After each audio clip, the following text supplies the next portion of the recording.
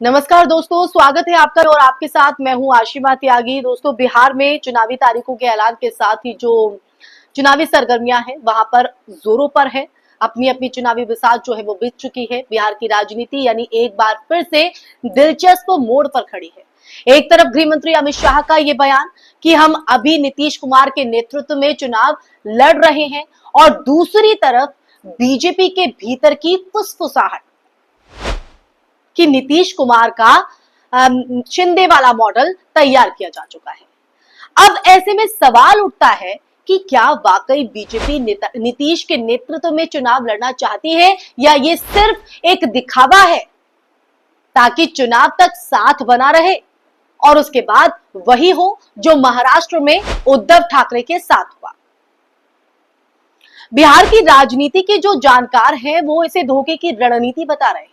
यानी पहले साथ रहकर सत्ता को जो माहौल है वो बनाओ और फिर ठीक वक्त पर सहयोगी की कुर्सी खिसका दो। नीतीश कुमार भारतीय राजनीति के सबसे पुराने और चालाक खिलाड़ियों में गिने जाते हैं, लेकिन इस बार खेल उनसे भी ज्यादा सधे हाथों में दिखाई दे रहा है। अमित शाह का बयान साफ तौर पर एक मनोवैज्ञानिक चाल है, जनता के बीच ये संदेश देने के लिए कि बीजेपी अभी भी नीतीश के साथ है, ताकि जेडीयू के वोट बैंक में कोई भगदड़ ना मचे, उसमें कोई सेंध ना लगा सके।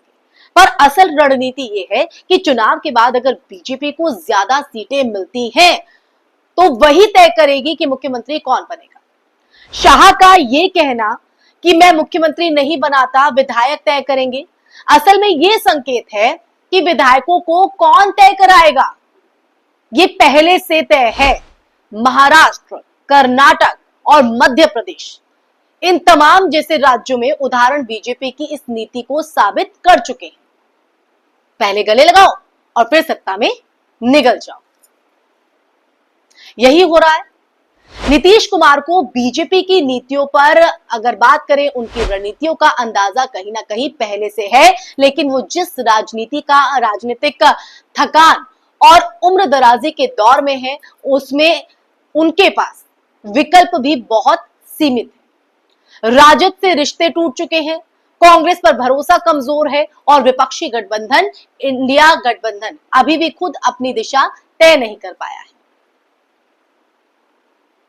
ऐसे में नीतीश के पास बीजेपी के साथ बने रहना मजबूरी है, लेकिन बिहार की जनता का मूड कुछ और कहता है। जमीनी स्तर पर बीजेपी के कार्यकर्ता खुद नीतीश के खिलाफ अभियान चलाते दिखाई दिए। डबल इंजन सरकार चाहिए, लेकिन स्टीयरिंग हमारे हाथ में। यही स्टीयरिंग जो है वो धीरे धीरे नीतीश के हाथ से निकलती जा रही है। दोस्तों, आप समझ रहे हैं? महाराष्ट्र में उद्धव ठाकरे के साथ बीजेपी ने जो किया, उसका जो खाका है वो बिल्कुल वैसा ही था। पहले गठबंधन को विकास और हिंदुत्व के नाम पर मजबूत किया गया, फिर अंदर ही अंदर बगावत तैयार करवाई गई, और जब वक्त आया तो शिंदे सामने आ गया। बिहार में भी बीजेपी का जो लक्ष्य है वो किसी नए शिंदे की तलाश है। जेडीयू के भीतर ऐसे नेता जो बीजेपी के लाइन पर चलने को तैयार है, ये तलाश शुरू भी कहीं ना कहीं हो चुकी है। पिछले कुछ महीनों में जेडीयू के कई स्थानीय नेताओं ने बीजेपी नेताओं के साथ मंच साझा किया। ये कोई संयोग मात्र नहीं था, बल्कि एक रणनीति यानी कि एक स्ट्रैटेजी का हिस्सा ही है। बीजेपी इस बार नीतीश को मुख्यमंत्री बनाकर नहीं, बल्कि सत्ता की सीढ़ी बनाकर इस्तेमाल करना चाहती है। यही सच है दोस्तों। अमित शाह के इस बयान को अगर आप देखें तो इस बयान का एक और दिलचस्प पहलू यह है कि उन्होंने चुनाव से पहले ही नेतृत्व का जो झंडा है वो नीतीश को पकड़ाकर खुद पीछे हटने का नाटक किया।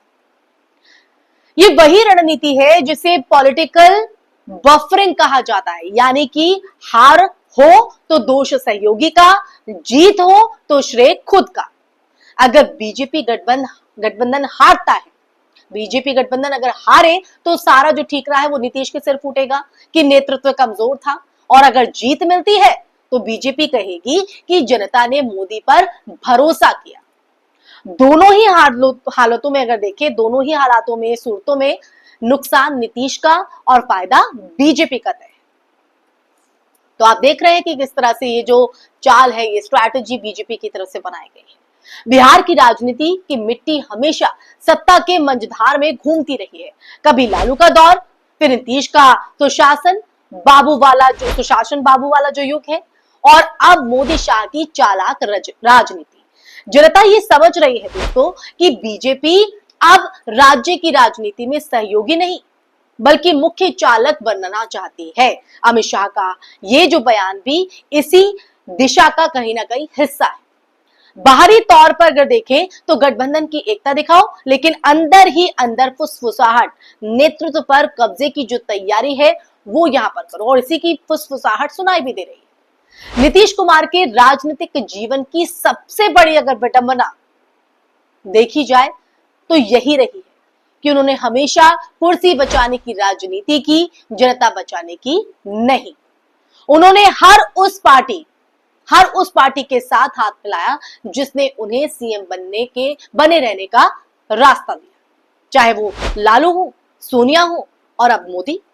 पर हर बार बीजेपी ने उन्हें इस्तेमाल किया और कमजोर किया। 2013 में मोदी के विरोध में बीजेपी छोड़ी, 2017 में लालू से अलग होकर बीजेपी के साथ गए, और अब फिर उसी बीजेपी के भरोसे हैं जो उन्हें शिंदे मॉडल में फिट करने की तैयारी कर रही है।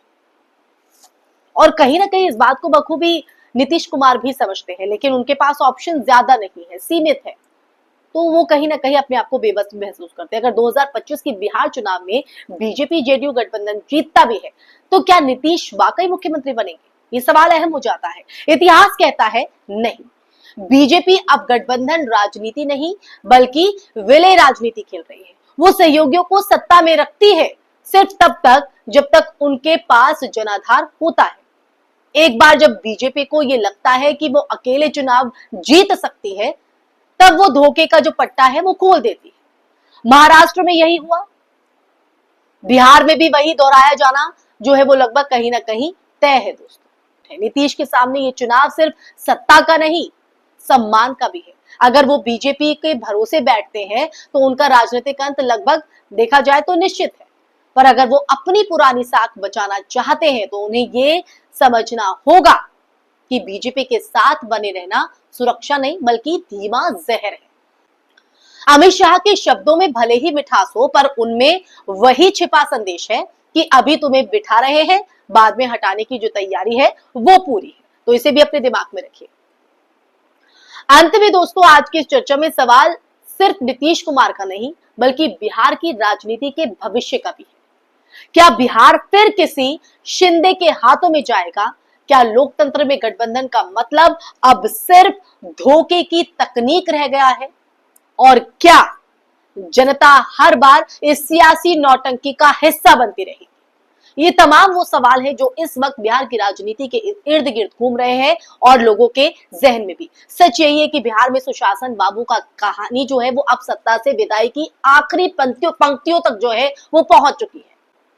अमित शाह के शब्द भले कोमल हो, पर उनके पीछे की राजनीति और रणनीति लोहे की तरह सख्त और स्पष्ट है। नीतीश का शिंदे जैसा हाल होना अब बस वक्त की बात है, लेकिन अब ये तमाम जो तस्वीर है या ये जो सस्पेंस है वो तो चुनावी नतीजों के बाद ही साफ होगा। अब जनता का मूड क्या कहता है ये तो आने वाला वक्त ही बताएगा। इसी के साथ इस चर्चा में फिलहाल के लिए बस इतना ही, और साथ ही साथ ये वीडियो आपको कैसे लगी कमेंट बॉक्स में कमेंट करके जरूर बताइएगा। साथ ही इस वीडियो को ज्यादा से ज्यादा शेयर भी कीजिएगा और हमारे चैनल को सब्सक्राइब भी कीजिएगा। तो ये सिलसिला यूं ही बरकरार रहे तो आप हमारा सहयोग कीजिए ज्यादा से ज्यादा। इसी के साथ आप लोगों से विदा लेना चाहूंगे, फिर हाजिर होंगे एक नए टॉपिक के साथ। तब तक के लिए अपना ख्याल रखिए। जय हिंद, जय भारत, नमस्कार।